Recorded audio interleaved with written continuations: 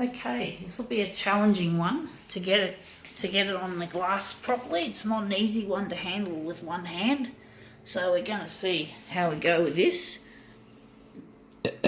Nerds will inherit the copier world. Oh yeah. So let's see what we can do with this piece. I wonder how big. We're going to leave that till when we get it. So we're just going to, how are we going to make this run? What are we going to do? Positive? We're doing another positive. Fuck this user interface.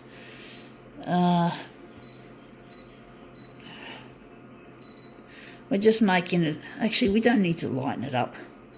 We should be printing off the original. We're not going to make it into a movement piece. We're just going to focus on a certain part of the page. There's a really nice border around a page, really nice artistic. Let's see if we can make it look that way. Right.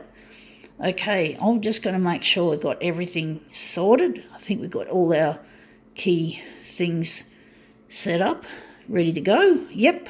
Okay, we just have to enlarge it. So what have we got? We got here this page. It says the Pleasure Garden. We're interested in this little corner piece here. And this comes from the Brag magazine. See, the cover's just boring. Music, art, culture. So we're going to use that. And we're going to use that as our corner.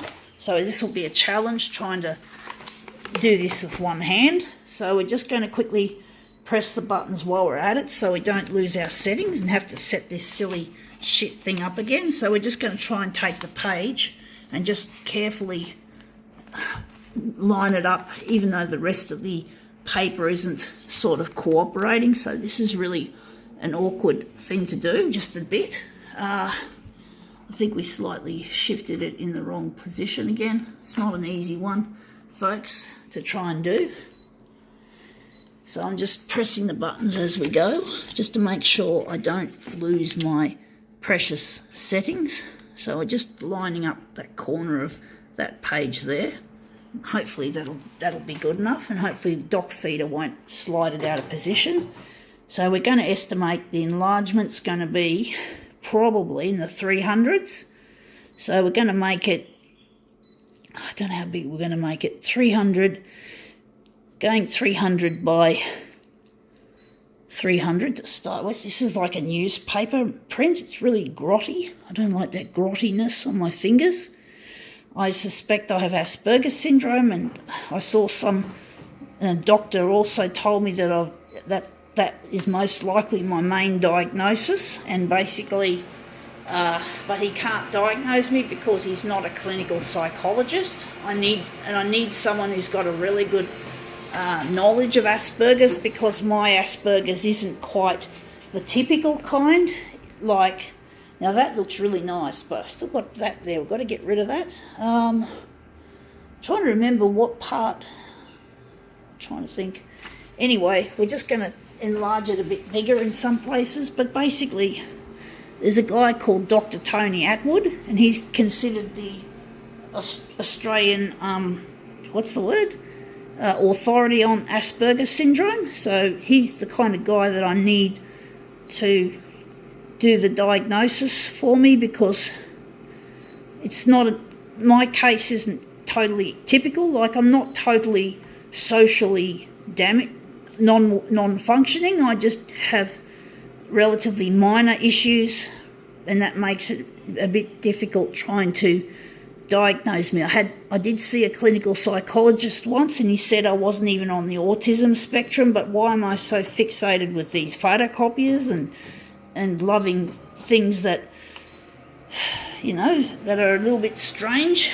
Well, and basically, yeah, but I don't have all the features of Asperger's, so it's a bit more subtle and a bit more difficult to give me a proper diagnosis for it.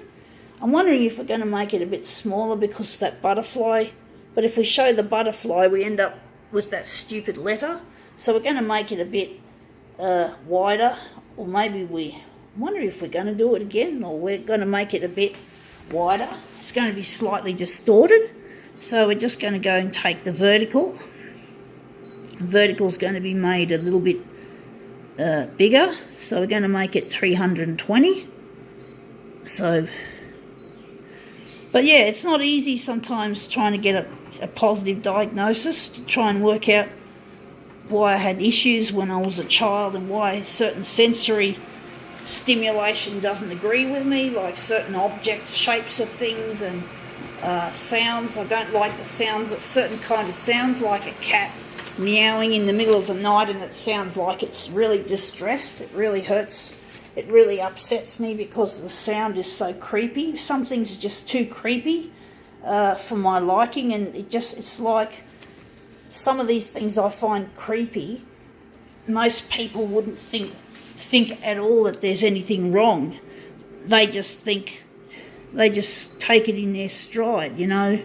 Like I find the eerie glow of fluorescent tubes persisting after being switched off, or television screens persisting. I find that creepy, for example. And I don't think a normal person would have that same sensitivity that I've got towards stimuli such as this. So it's really strange why I have that tendency to feel afraid of the sight of glowing fluoro tubes, or TV screens, like the old cathode, what do they call them? The old cathode ray tube television screens, the old tube TVs. I think it's another term that can be applied to the CRT TVs, is the tube TVs, because again, it's like a fluorescent tube. It's got phosphor. It has, it's not quite the same, but it's similar. I don't know enough about it, but basically I've got other disabilities that are more prominent than the Asperger's, or the suspected Asperger's. I had brain damage at birth. I had a cord around my neck and I came out feet first. So some of the benefits of Asperger's syndrome for me have been lost because of an intellectual disability. Once again, it hasn't been diagnosed. So there's a lot of questions I'm asking about why I couldn't do well at school, and so I had problems socially and academically. So the social side of things would probably be put down to the Asperger's, or the suspected Asperger's, and the problems with learning would be put down to the issues of having oxygen starvation at birth and suffering what would be called anoxia, no oxygen. So I could have died. It's amazing I didn't die.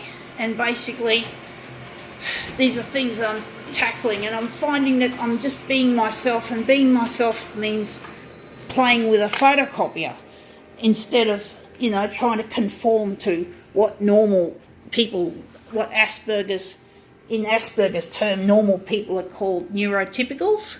That's the technical term for a normal person, neurotypical.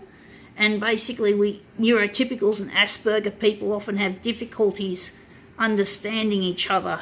And I've had that problem, but the social problems, I'm a lot better now socially than I was when I was young. But basically, I still can't behave. I can't make small talk like normal people can. I'd rather be talking about my TV. Well, I'm trying to get some TV airing of some of my stuff. I'm not going straight into it yet, but basically I like to talk about it, and about my YouTube channel and what I'm doing with the photocopier. I don't like to just make small talk. I just don't have the capacity just to talk about trivia like celebrities, like rattling off all the names of celebrities and finding out what they had for dinner and shit like that. That sort of talk does not impress me at all, and I can't do it. I don't have the ability to remember faces and names of so many celebrities, and I just don't read those magazines, those gossip magazines. As an Aspie, or suspected Aspie, I just don't have the ability to engage in that kind of interest, those kinds of interests. I'm interested in technology and science and shit like that. And basically, I want to be a scientist one day and a CEO. I want to run a big photocopier company that's making photocopiers that are artificially intelligent, and that basically last 60 years instead of 5 years, like this model here will be out of spare parts and I think consumables after this machine is 5 years, and I have to replace it with a new one, which I did have to use. This is a new one now, and it's 6 months old, or about nearly 7 months old actually, if I'm correct. But basically I want to create photocopiers that are the best of them on the market, better than this shit, better than this boring clunky shit. And plasticky. We need machines that we can strip down for recycling once the 60 years has elapsed and the spare parts and consumables run out after 60 years, not 5 years, not even 10 years. It has to be a long time. We've got to make these machines environmentally accountable to the human race, to the environment, to the animals, the trees, the plants, nature. And basically, I need a neuroprosthesis to help fix the damaged parts of my brain, which include the hippocampus and the short-term memory, which both are required to learn. So I can't learn about science or how to build photocopiers until such time as technology has come to my aid.